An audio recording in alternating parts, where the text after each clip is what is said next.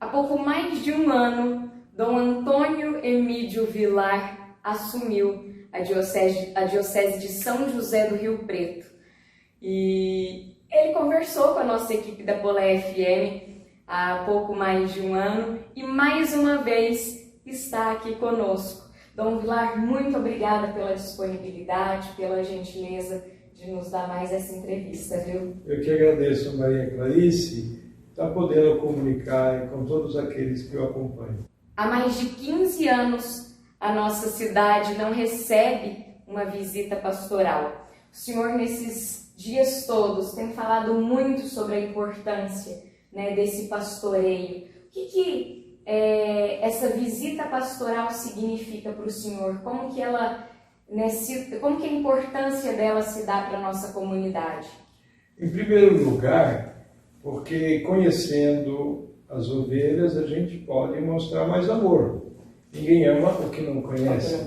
E depois a experiência do Papa Francisco, que pede uma igreja mais próxima, uma igreja com cheiro de ovelhas, uma igreja em saída, que é preciso ir de encontro. Por isso a importância de uma visita pastoral, como fizemos a visita ao Papa, e nos acolheu e fizemos essa experiência. Assim também, diocese com as paróquias, estamos vivenciando esse momento de proximidade. E há mais de um ano que o senhor assumiu São José do Rio Preto, né? Foi no dia de São José, inclusive, né? Foi. E quando o senhor pegou a diocese em mãos, nós passávamos por muitos percalços, por muitas dificuldades ali. Como foi para o senhor receber a diocese perante tanta dificuldade ali, perante tanto movimento que havia? Como que foi isso para o senhor? É claro que eu nem conhecia a diocese de São José do Rio Preto. Ao ser nomeado, é claro que houve toda uma revolução dentro de mim, e o desejo de conhecer a diocese, ir atrás de saber a história e a realidade de momento. Eu tive a graça de ter as lideranças, que o chanceler, o vigário-geral, o coordenador pastoral, muito próximos de mim, e aí pude fazer esta ponte de conhecer as realidades, as feridas, os sofrimentos, mas também quantas conquistas, mesmo dentro de pandemia, quantas lições, apesar do isolamento, da dificuldade. Depois a mudança de bispo é sempre uma realidade de recomeçar e renovar, a ação do Espírito Santo. E essa história nos ensina muito, saber valorizar o que tem de bom em todas as coisas, e aquilo que é desafio, dificuldade, é a cruz a abraçar e saber que ela traz a luz de Deus em cada coisa. É muito interessante porque não é 5, não é 10, O senhor na primeira missa veio comentar que são mais de 70 visitas pastorais que o senhor precisa. E Palestina recebe, então, o número de 11ª visita. Quantos anos o senhor acha, quanto tempo que vai levar para o senhor visitar todas, E como tem sido essas visitas? 11ª Palestina, esse ano mais 10.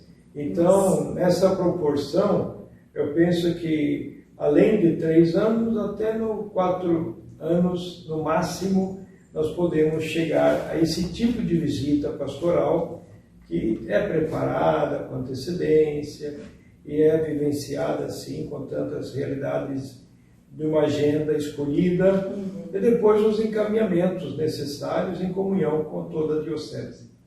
E Dom Vilar, nesse tempo, caminhando, observando, porque assim quando o senhor chegou e eu tive o privilégio também de entrevistá-lo, o senhor disse: o meu primeiro ano é um ano mais observador, eu preciso olhar aquilo que eu... conhecer o terreno, para depois ir preparando. Quais as belezas que o senhor tem encontrado nesse caminho? Claro, eu tive a graça, deste ano, que eu passei até março, de olhar, conhecer e nas crismas, nas festas, né? E depois, a partir de janeiro, fevereiro, iniciar as visitas pastorais. Então eu pude ver uma história bonita, né, desde os tempos em que São José do Rio Preto atingia até Jales. E hoje são praticamente 4 dioceses que foram separadas, né? Então temos essa realidade. Uma história desde os bispos, Dom Lafayette, Dom José Aquino, Dom Reni, Dom Paulo, Dom Tomé, uma realidade que cada um ensina algo para a gente. E depois veio um clero, que é um clero bom, bem formado, né, numeroso para a nossa realidade, que ajuda assim a ter uns colaboradores de primeira linha. Pois os movimentos, as pastorais, comunidades novas e várias realidades significativas, né, comunidades como a Fraternidade, São Francisco de Assis na Providência de Deus, o Instituto, né, Imaculado Coração de Maria e outras realidades, né? Então, eu penso que são histórias. Tem o Monsenhor Ângelo João, que é um servo de Deus, né? Então, muitas coisas poderia estar vendo que me impressionaram de riqueza eclesial e que agora vamos acolhendo e vivenciando e acompanhando tudo isso. Eu percebi nesses dias que nós estamos juntos, né, em toda essa correria, em toda essa visita, que o Senhor é um homem de presente. O Senhor é um homem que não, pelo menos ao meu ver, eu tive essa impressão. O Senhor é um homem que gosta de fazer as coisas estando presente no tempo, no aqui, no agora. O Senhor não é um cara, parece não ser alguém que vive com uma pressa, né? Eu sei que ainda talvez seja cedo para perguntar, mas dentre as dificuldades já encontradas, como que o Senhor tem resolvido isso, né? Sim. Eu penso que problema, dificuldade sempre vai existir. E cada uma delas, quando detectada, as dificuldades, tem que ser logo abordada daquilo que é possível. E receita mágica não existe para nada, né? E perfeição é o céu. Quando estivermos lá, estaremos sem dor, sem problemas, estaremos novos totalmente, né?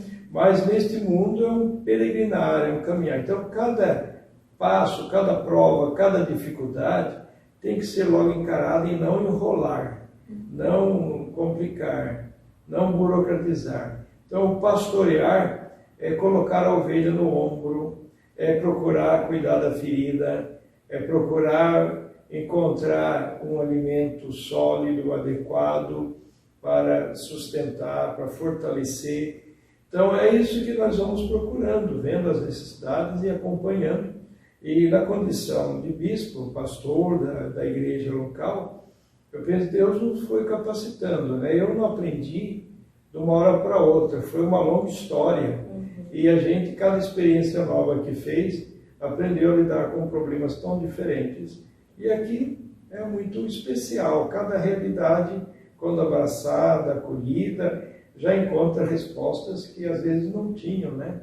Mas se ele, como um médico que faz um diagnóstico e não deixa só falar que tem doença e complica mais a doença, não.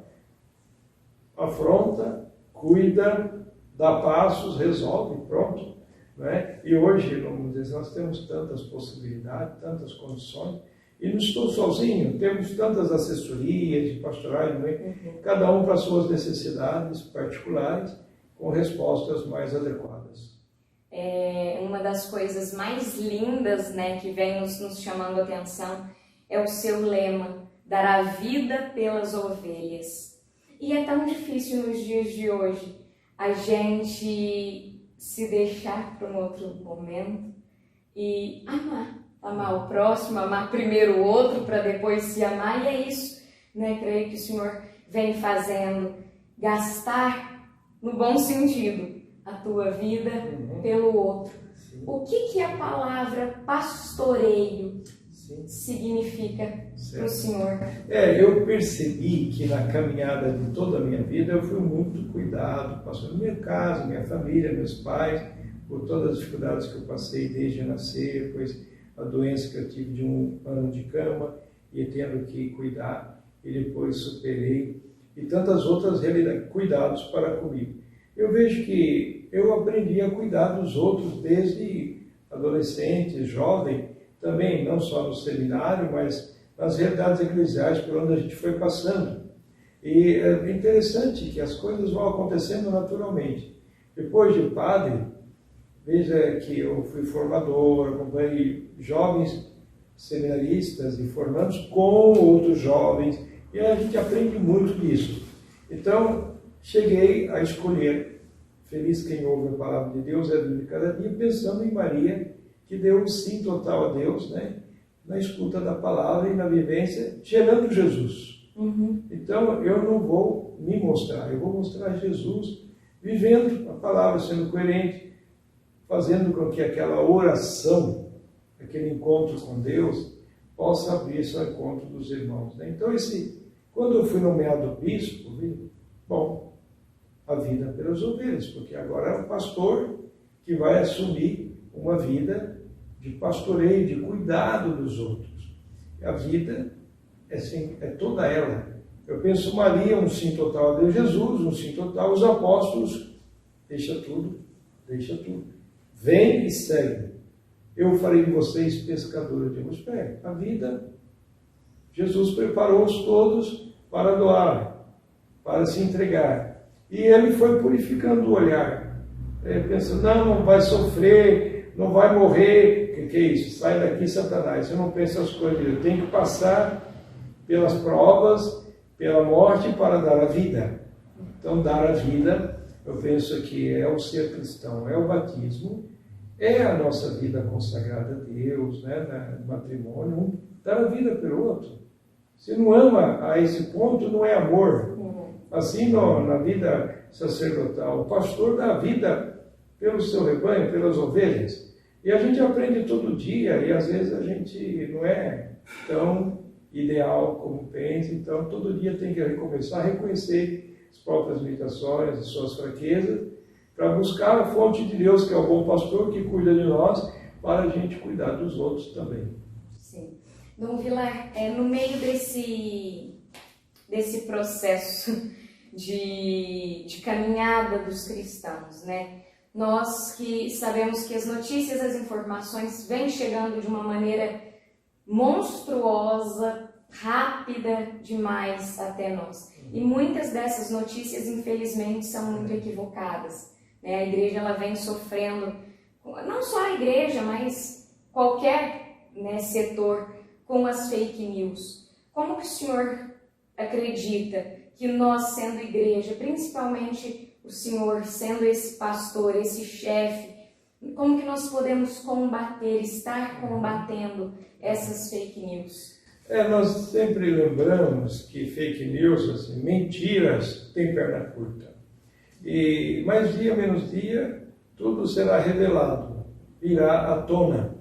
Então, a melhor coisa é quando a gente vive na verdade e transmite paz, unidade entre as pessoas. Porque o fake news é a mentira que divide, que cria confusão, cansaço, abatimento, defesa, ataque, fundamentalismos. Então, o Papa, quando fez a mensagem de comunicar a verdade no combate às fake news, ele expressou tudo isso, que a verdade é que liberta as pessoas. E só quem é livre é capaz de se sentir amado e capaz de amar e ser feliz. Então, a comunicação da verdade é que vai levar alegria, felicidade, vai levar aquela família humana unida numa causa só, que é o bem do outro, né?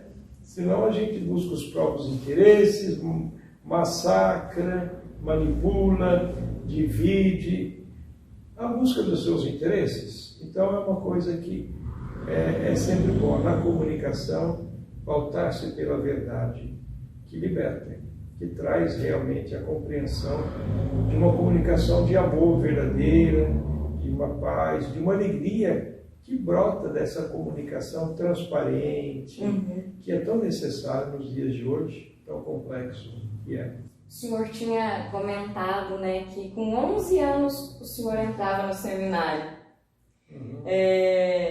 Uma criança. É verdade. Né, uma criança. E dentro do seminário, falando assim, desse mês que já chega, que é o mês das vocações, um mês tão bonito que é o mês de agosto, o senhor imaginava aquela criança de 11 anos que passaria por tantos caminhos, por tudo isso, e que se tornaria quem o senhor se tornou hoje? Jamais poderia imaginar, porque ainda bem que Deus não dá a visão do futuro, né? Porque deixaria a gente estressado, confuso, perdido. Mas viver cada momento, só por hoje, né?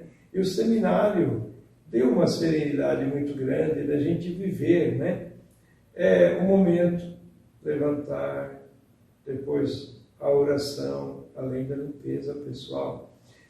Depois a Eucaristia logo, café, aulas, almoço, um futebol, uma roça, depois um banho, mesmo num lago, né, numa ducha. Depois a gente ter aulas de música, de bandas e tal. Depois, todo dia, aula de canto conjunta, jantar, uma recreação, terço, estudo da noite, e depois oração e dormir. Então, olha aí, e esse ritmo ajudou aquela criança, né, de 11 anos, depois nos estudos, na oração, nas atividades variadas, e amadurecendo à luz da palavra, à luz da vida salesiana, que é tão rica, né? Com a participação juvenil constante, e dos salesianos, que são verdadeiros pais, mestres, como São João Bosco, né? Ensinou. E depois eu vejo que o caminho de eu me tornar um salesiano, e depois fazer os caminhos até ir para Roma, que eu jamais poderia ter imaginado, 5 anos, a identificação com a igreja, ainda mais católica, né, no mundo todo, a diversidade de raças e línguas e nações, todas ali em Roma representadas, e a gente rezar com os santos, que hoje São João Paulo II, Santa Maria Teresa de Calcutá. Depois, quando eu voltei, fui ordenado padre, a gente viu, foram passos também que foram sendo dados como formador, como salesiano, como padre, a ponto de depois ser nomeado bispo. A gente, 3 dioceses já. Eu fico pensando, olha, você disse muito bem, né? Como a gente se via. Eu não me via, jamais, mas eu fui vendo aos poucos, e hoje, no futuro, não tenho que me preocupar com o futuro. Passado já foi. Viver bem o tempo presente e saber que as pessoas, eu sempre digo, por onde eu vou, essa é a minha casa, essa é a minha família. É aqui o meu lugar, né? Estar bem onde eu estou. Isso me faz bem, e vejo como Deus é bom, né? Que sempre suscita novas realidades, não para a gente ficar comparando com outras, se vai ser melhor, se vai ser... Não, vai ser a melhor que eu tenho, né? Então essa experiência faz a gente crescer sempre, né? Sem ficar ali encurralado, em defesa, em ataque, em buscar segurança e querer o que da vida, né?